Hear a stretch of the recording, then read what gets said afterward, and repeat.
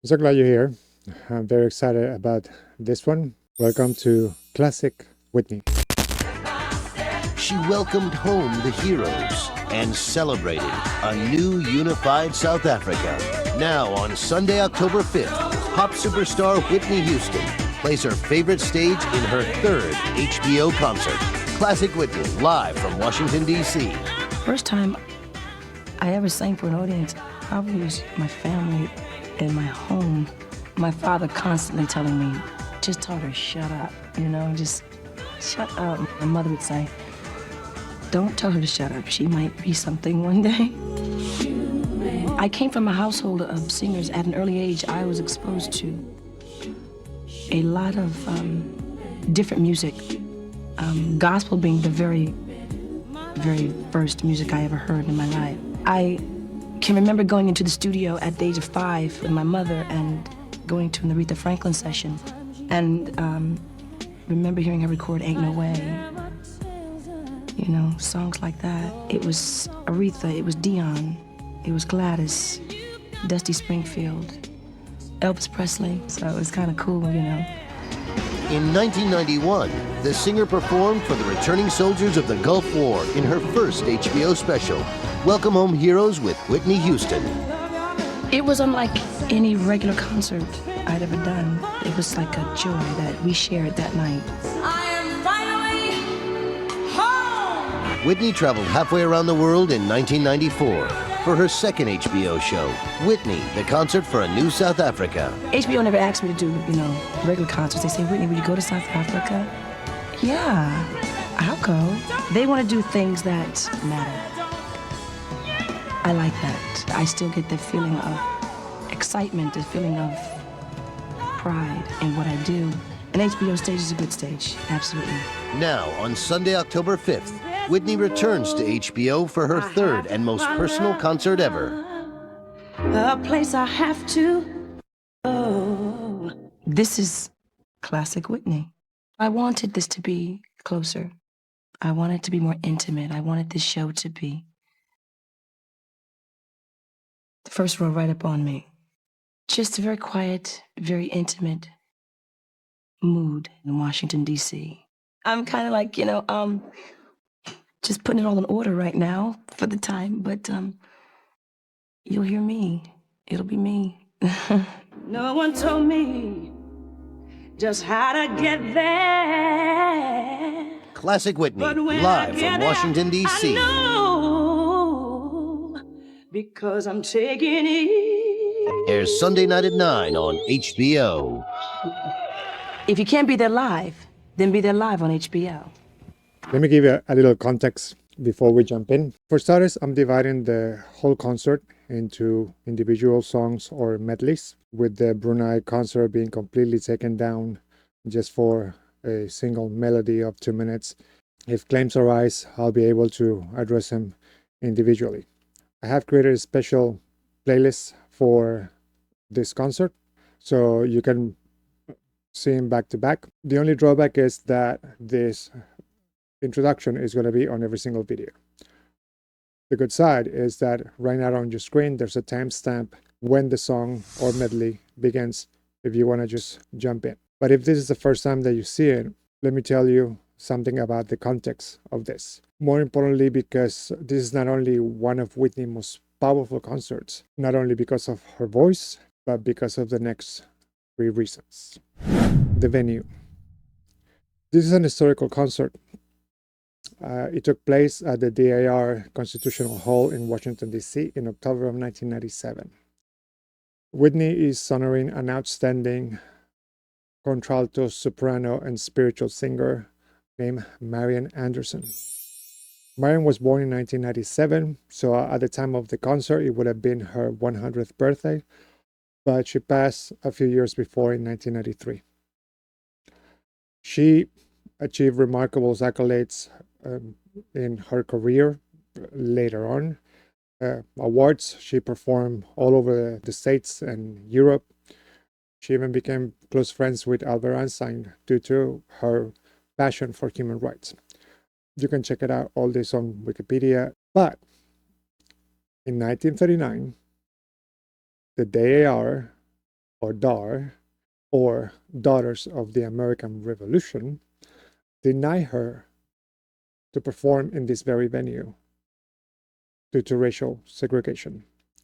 Whitney will tell you a little more about it in a little bit. The setting. Get ready for Whitney's voice, backed up not only by her usual band, by an extra 35-piece orchestra. Imagine that combination. This event, it was divided into two concerts, one on October 3rd and one on October 5th. Whitney teamed up once again with HBO to record the events, although it was only the second one on the 5th, the one that got broadcasted live. That's how I get to record it, although I haven't seen it in decades due to the fact that it's on VHS and on PAL system. I was able to get a hold of to this concert, even though that is not completely in its entirety. There's a couple of snips that have been taken out. I was able to find another clips from other videos that will also be down in the description below. And talking about of those videos, there's also a couple of videos that are intending to compare or to criticize her voice between night 1 and night 2. Although what you're going to see is from night 2, there's only one video actually that shows a comparison back to back that I'm going to show you, but I'll get that throughout the concert. The goal. Whitney was not only the voice, but a very caring person, especially for children. These events were primarily driven by Whitney herself and the Whitney Houston Foundation for Children. The entire ticket sales for both nights raised over $300,000, what would be over $600,000 today. And all that money went directly to the Children's Defense Fund. And Whitney being the force behind this event, she picked this venue to honor performers such as Maya Menderson. And through the concert, she's going to be honoring Dionne Warwick, Aretha Franklin, Ella Fitzgerald, Diana Ross, Sammy Davis Jr., and also other human rights activists like Abraham, Martin, John, and Bobby. Are you ready? Let's start. Time for Sammy Davis Jr. tribute. It will be done by no other than Mr. Bobby Brown. Let's take a listen to that little rehearsal that was on the news. On the nation's capital for a concert she calls her most intimate yet. But the very elegant and glamorous performance from Whitney won't be the only surprise at this show. She's having a very special guest. And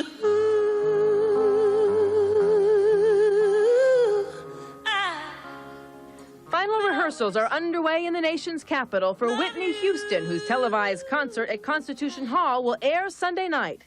Yeah, there are surprises that you have to watch the show to see. But one surprise we have access to, and that is that Bobby Brown will be joining Whitney on stage for a rare husband-wife performance. Will always love you.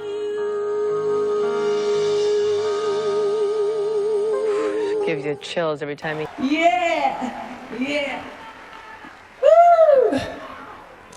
Oh, my. Thank you much.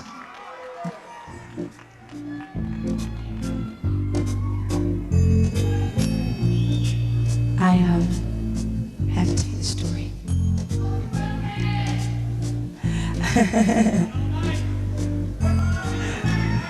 Thank you for having me in DC. Thank you.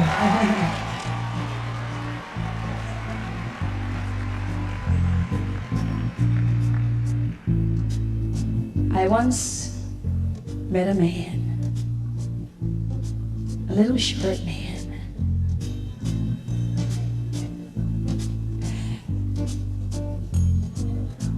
No, wait a minute. A really short man. Really little, but the greatest entertainer of all time.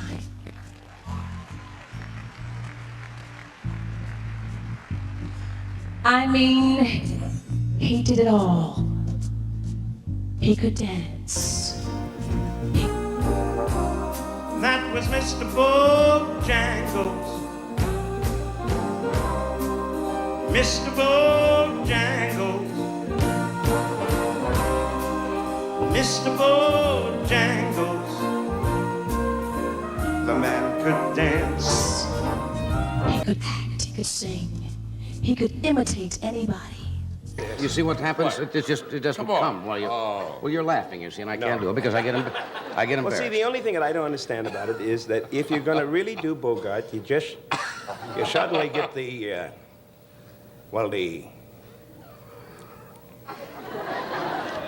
attitude entirely changes, and the whole situation. The whole thing is kind of done right like, you know. No, you're right. You think about it a while. I mean, this man was incredible. He called me and asked me, maybe about 6-7 years ago, if I would do a song at his 60th anniversary. Yes. That song was called One Moment in Time. I didn't know. Thank you. That is on my to-do list. I already have reacted to one that she did on Arthur Ashe for the opening of the Arthur Ashe Stadium. It's on my channel if you want to take a look. But that one is also on the list coming up in the reactions. I didn't know that was his favorite song.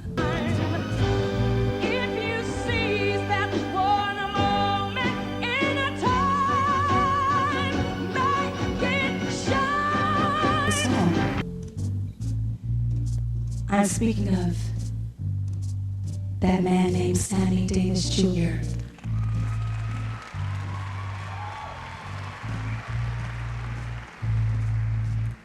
He was very, very ill at the time.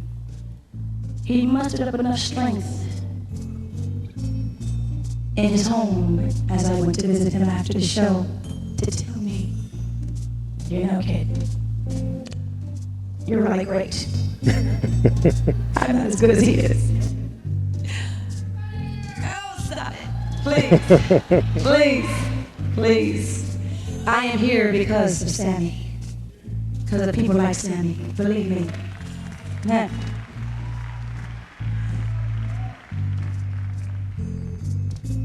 I love you, Sammy. And I miss you very much. Are we ready? Yeah? Can I whistle?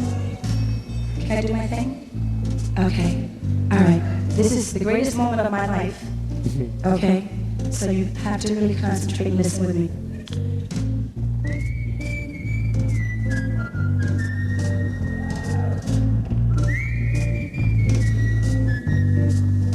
You don't like that?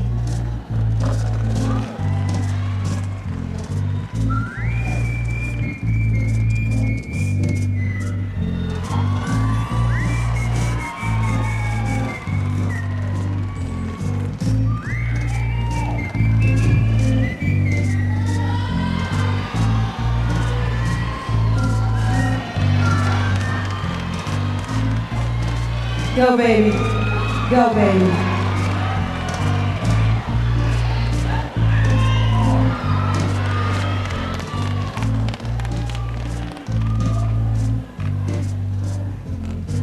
I knew a man, Bojangles, and he danced for you in worn-out shoes with silver hair and a shirt and a pants. He would give you all some shoes. He would jump so high. He jumped so high. Then he landed, touchdown. I met him in a cell in New Orleans.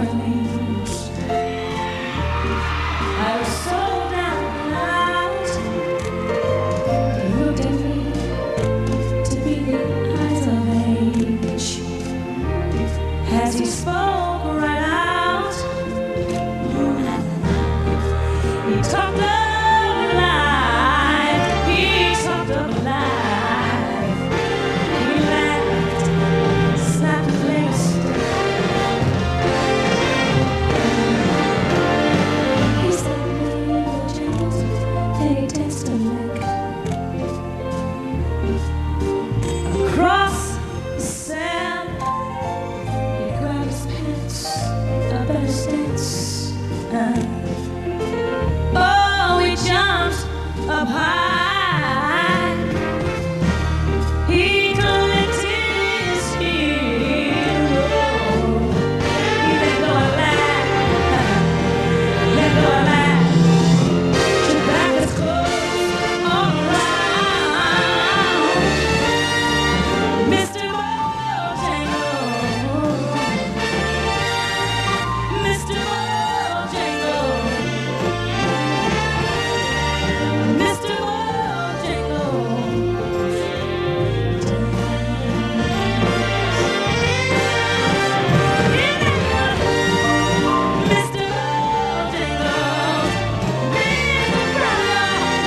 Mr. Mr. Bojangles, sure can dance. That was dance. Watch him dance. Watch him dance.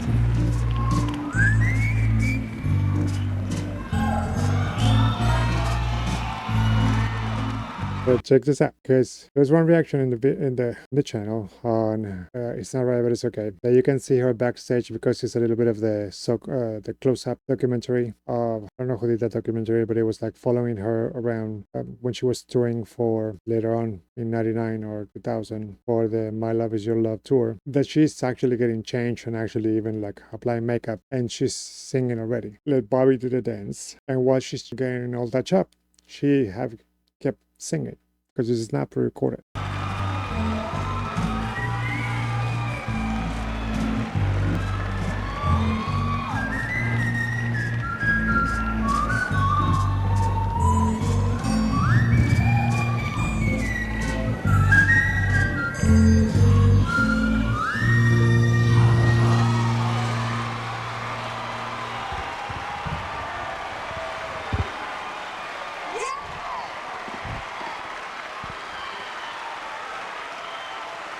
Mr. Bobby Brown! Yes!